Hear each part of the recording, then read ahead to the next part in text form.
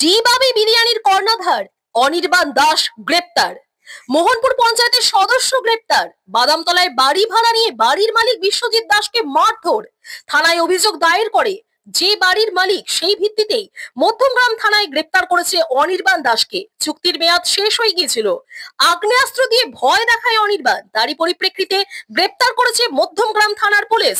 এটা কোনো রাজনৈতিক কারণ নয়, ব্যবসায়িক ছেলে, ব্যবসায়িক কোনো কারণ বা ব্যক্তিগত কোনো কারণ হতে পারে, কোনো রাজনৈতিক কারণ নয়। আমি এখনো খোঁজ নিইনি, আমি খোঁজ নিয়ে জানি। একজন ব্যবসায়ী ছেলে আগ্নেয়াস্ত্র দেখিয়েছে, এটা তো আমার ঠিক আমি বুঝতে পারছি না, আমি তো স্পটেও ছিলাম না।